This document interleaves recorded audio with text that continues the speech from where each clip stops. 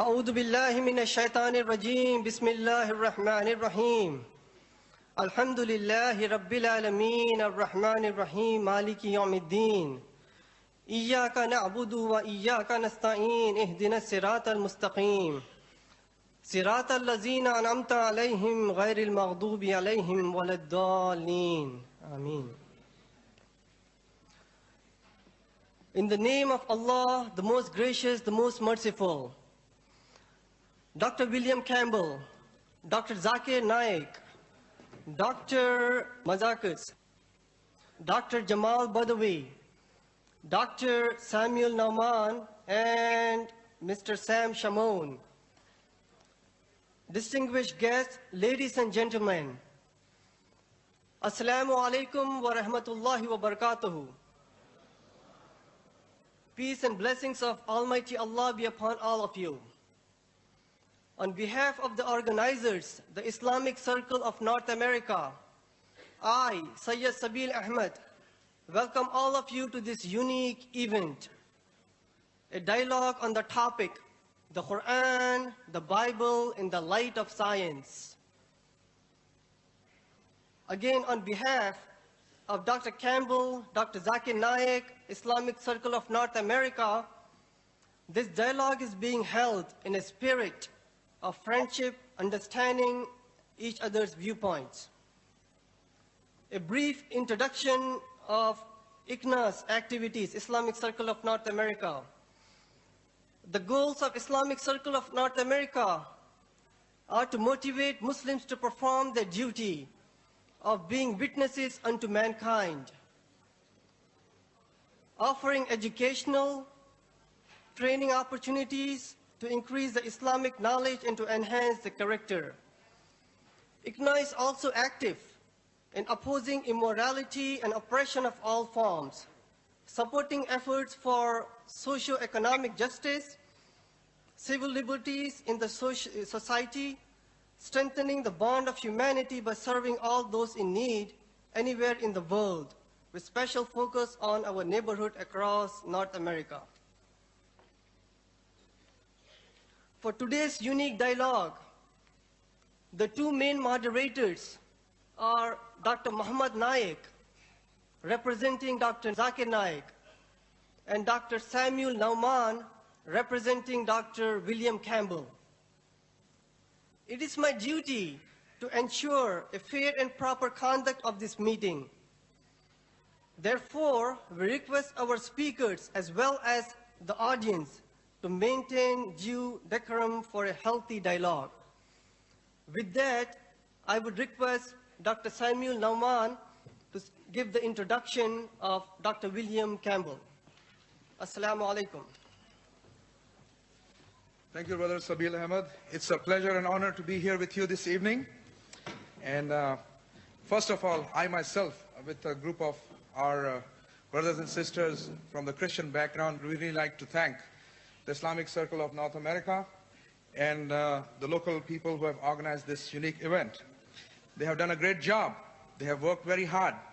And now we have come to the last moment to be here. Dr. William Campbell did his medical work in Cleveland, Ohio at Case Western Reserve University. He worked for 20 years in Morocco, where he learned Arabic. After 7 years in Tunisia, he wrote his book, Answering Dr. Maurice Bucaille's. He is a convinced Christian who likes to explain the Injil or the Gospel to everyone. At age 74, Dr. Campbell is retired with 10 grandchildren. And we are really thankful and we are really happy to be here with you tonight. Thank you.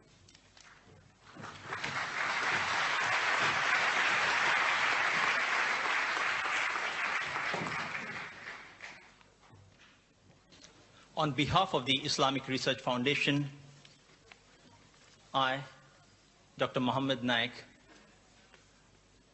am pleased to be amongst you all, along with Dr. Zakir. It's a pleasure to be here for this unique event and have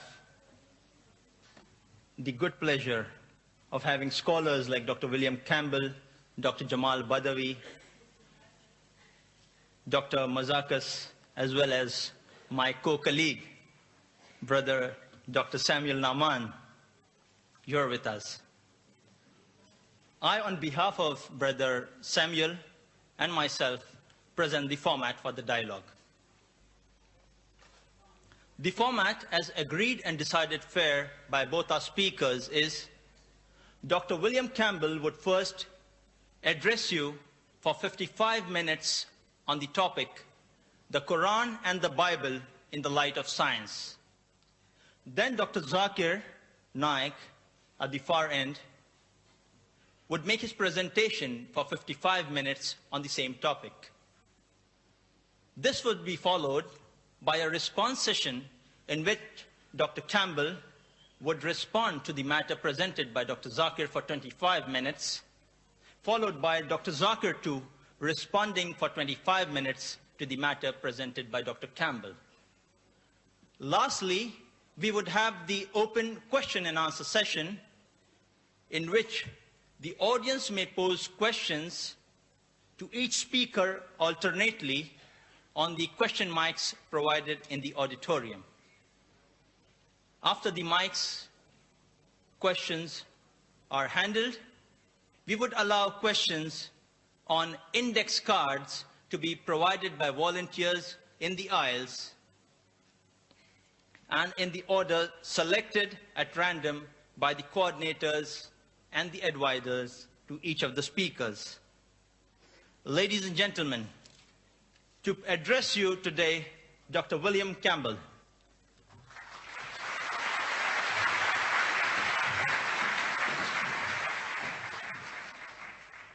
Greeting to Dr. Naik, who almost surely came the farthest. Greeting to Sabil Ahmed and Mohammed Naik. And greeting to the organizing committee. Calling this the ultimate dialogue is a bit of an exaggeration, but it is good advertising. And greetings to you, the audience. I'd like to also bring greetings in the name of Yahweh, or better known as Jehovah, the great Creator God who loves us. I wish to start by speaking about words. Tonight we are going to speak about the words of the Bible and the words of the Quran. The scholars of modern linguistics tell us a word, a phrase, or sentence means what it meant to the speaker and the person or crowd of people listening. In the case of the Quran, what it meant to Muhammad and those listening to it. In the case of the Bible, what it meant to Moses or Jesus or those listening to them. To check this, we have the context of all the usages in the Bible or the Quran. In addition, there is the poetry and letters of that century. For the Gospel, the 1st century AD. For the Quran, the 1st century of the Hijrah. If we are going to follow the truth, we may not make up new meanings. If we are seriously after truth, there are no permissible lies. Here is an example of what I'm talking about. You can have the first slide here.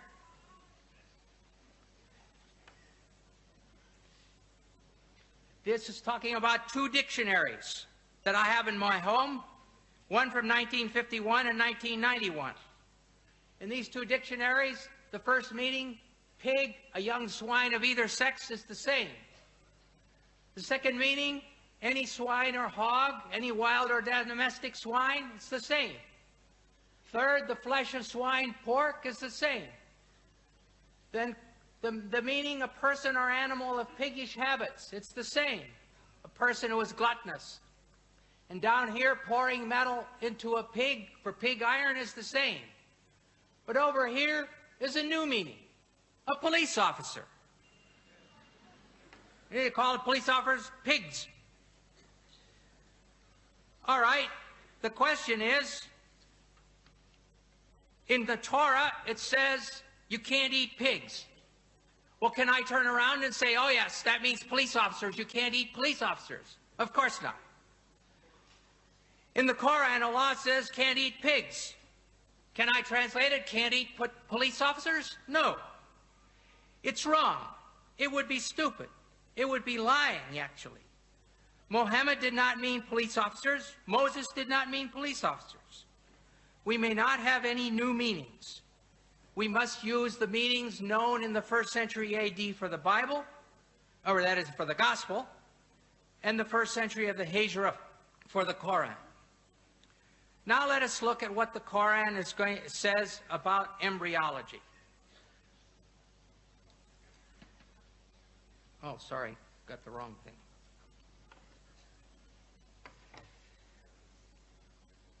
It has been said that the idea of the embryo developing through stages is a modern one, and that the Quran is anticipating modern embryology by depicting differing stages.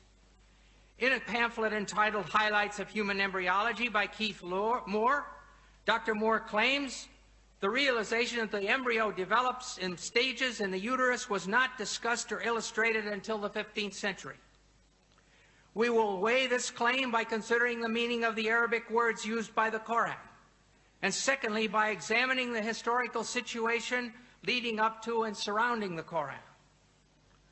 We will start by looking at the main words using the word alaka, main verses. The Arabic word alaka in the singular, or alaq as the collective plural, is used 6 times. In the Surah of the Resurrection, Al-Qiyamah, 75, 35 to 39, we read, "Was he man, not a drop of sperm ejaculated? Then he became alaka, and God shaped and formed and made of him a pair, the male and the female." In the Surah of the Believer, Al-Mu'min, 40:67, it says, "He it is who created you from dust, then from a sperm drop, then from a leech-like clot, alaka, then brings you forth as a child, that perhaps you may understand." In the Surah of the Pilgrimage, Al-Hajj 22:5, it says, "O mankind, if you have doubt about the resurrection, consider that we have created you from dust, then from a drop of seed, then from a clot, alaka, then from a little lump of flesh, shapely and shapeless." And finally, the fullest treatment is in the Surah of the Believers, Al-Mu'minun, 23:12 to 14, which reads, "Verily, we created man from a product of wet earth, then placed him as a drop of seed in a safe lodging. Then we fashioned the drop a clot, alaka, and of the clot we fashioned a lump, and of the lump we fashioned bones, and we clothed the bones with meat. Then we produced it as another creation." And here you have the stages according to the Quran. Nutfa, sperm; alaka, clot; mudagha, piece of meat; adam, bones; and the 5th stage, dressing the bones with muscles. Over the last 100+ years, this word alaka has been translated as follows. There's 10 translations here. I'm not going to read them all. 3 are in French, where it says un gomo de sang, or a clot of blood. 5 versions are English, where it's either clot or leech-like clot. 1 version is in Indonesian, at the bottom there, sigampal dara, lump of or clot of blood. And the last one is Farsi, khun basta, a clot of blood. As every reader who has studied human reproduction will realize, there is no stage as a clot during the formation of a fetus. So this is a very major scientific problem. In the dictionaries of Wer and Abdunur, the only meanings given for alaka in this feminine singular are clot and leech. And in North Africa, both of these meanings are still used. Many patients have come to me to ask for a clot to be removed from their throat. And many women have come to me and told me their period didn't come. When I say, "I'm sorry, I can't give you medicine to bring your period because I believe that's a baby," they would say, "Mazel dim, it's still blood." So they were understanding these ideas of the Quran. Lastly, we must consider the first verses which came to Muhammad in Mecca. These are found in the 96th surah called alaq, clots, from the very word that we're studying. In 96:1-2 we read, "Proclaim, in the name of your Lord who created man from alaq." Here the word is in the collective plural. This form of the word can have other meanings because alaq is also the derived verbal noun of the verb alika. The verbal noun usually corresponds to the gerund in English, as in the sentence, swimming is fun. Therefore, we could expect it to mean hanging or clinging or adhering. But the 10 translators listed above have all used clot or congealed blood in this verse too. In spite of the number and qualifications of these translators who use the word clot, the French Dr. Maurice Bucaille has sharp words for them. He writes, "What is more likely to mislead the inquiring reader is once again the problem of vocabulary. The majority of translations describe, for example, man's formation from a blood clot. A statement of this kind is totally unacceptable to scientists specializing in the field. This shows how great the importance of an association between linguistic and scientific knowledge is when it comes to grasping the meaning of Quranic statements on reproduction." Put in other words, Bucaille is saying, nobody has translated the Quran correctly until I, Dr. Bucaille, came along. How does Dr. Bucaille think that it should be translated? He proposes that instead of clot, the word alaka should be translated as something which clings, which would refer to the fetus being attached to the uterus through the placenta. But as all you ladies who've been pregnant know, the thing which clings doesn't stop its clinging to become chewed meat. It keeps on being the thing which clings, which is attached by the placenta for 8.5 months. Thirdly, these verses say that the chewed meat becomes bones, and then the bones are covered with muscle. They give the impression that first the skeleton is formed, and then it is clothed with flesh, and Dr. Bucaille knows perfectly well that this is not true. The muscles and the cartilage precursors of the bones start forming from the somite at the same time. At the end of the 8th week, there are only a few centers of ossification started, but the fetus is already able to make muscular movement. In a personal letter from Dr. T.W. Sadler, who's associate professor in anatomy and the author of Langman's Medical Embryology, Dr. Sadler states, at the 8th week post-fertilization, the ribs would be cartilaginous, not bone, and muscles would be present. Also at this time, ossification would just begin. Muscles would be capable of some movement at 8 weeks. It's always better to have 2 witnesses, so we shall see what Dr. Keith Moore has to say about the development of bones and muscles in his book, The Developing Human. Extracted from chapters 15 and 17, we find the following information. The skeletal system develops from mesoderm. The limb muscles develop in the limb buds that are derived from this somatic mesoderm. We see that here on this slide. It's difficult perhaps to see, but there's the limb bud. And then here there's just a little bit of cartilage with the muscles around. Here there's more cartilage. And this is the whole, the bones are formed and in the form of bones, but it's all cartilage. No bones yet.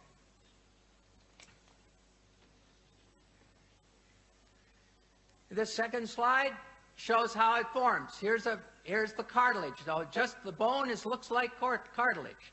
And then it starts to have some calcium deposited. And then it starts to have ossification and bone formed.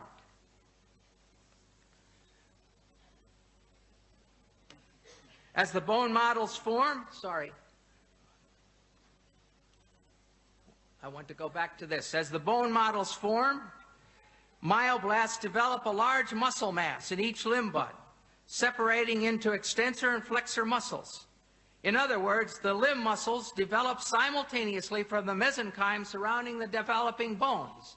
So there's the cartilage, and here are the muscles developing around the cartilage. During a personal conversation with Dr. Moore, I showed him Dr. Sadler's statement, and he agreed that it was absolutely valid. Conclusion. Dr. Sadler and Dr. Moore agreed. There is no time when calcified bones have been formed and then the muscles are placed around them. The muscles are there several weeks before there are calcified bones, rather than being added around previously formed bones as the Quran states. The Quran is in complete error here. The problems are far from being solved. Let us return to alaka. Dr. Moore also has a suggestion. He says another verse in the Quran refers to the leech-like appearance and the chewed-like stages of human development. From this definition, Dr. Moore has gone ahead to propose that a 23-day embryo, 3 millimeters long, that's 1/8 of an inch. I can hardly put my fingers that close together without touching. This is Carnegie stage 10, shown on the inside cover of Moore's book. This is the beginning. And here's the sperm entering the egg. So that's stage 1. Comes down here to stage 6 in the 2nd week. And here's the 3rd week. And there's stage 10, and here is day 23. And this is what Dr. Moore wants to say looks like a leech.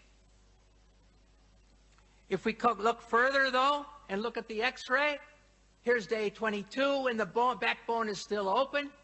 And when we look at day 23, the backbone is open there, and it's open there, and the head is wide open. It doesn't look like a leech at all. And if you keep on, and this is a diagram of it. The head is open, the rostral neuropore. And finally, this diagram shows there is the 20-day embryo. It's got a yolk sac. It's got an umbilicus. It doesn't look like a leech at all.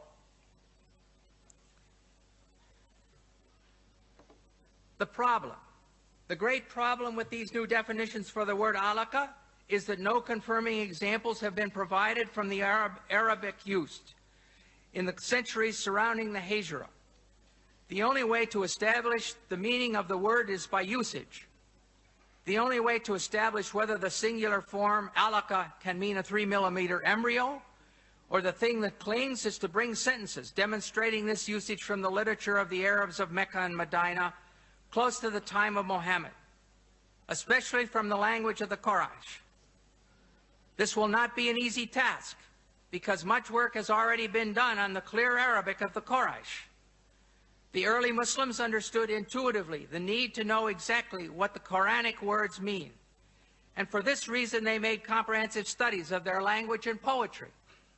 Hamza Boubacar, former rector of the main mosque in Paris, brought up this subject at a conference on the one God in Montpellier in 1985. He posed the question to the audience: has the comprehension of the text of the Quran known at the time of Muhammad remained stable? And his answer was, ancient poetry shows that it has.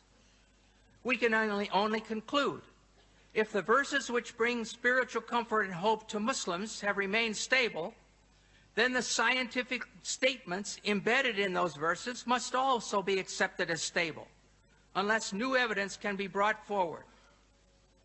This is especially important since some of the verses say that this information is a sign. The Surah of the Believer, as we saw above, says, He it is who created you from dust, then from a sperm drop, then from a clot, alaka, that perhaps you may understand. And in the Surah of the Pilgrimage, he said, O mankind, if you have doubt about the resurrection, consider. Therefore, the question must be asked. If it was a clear sign to the men and women of Mecca and Medina, what did they understand from the word alaka, which would lead them to faith in the resurrection?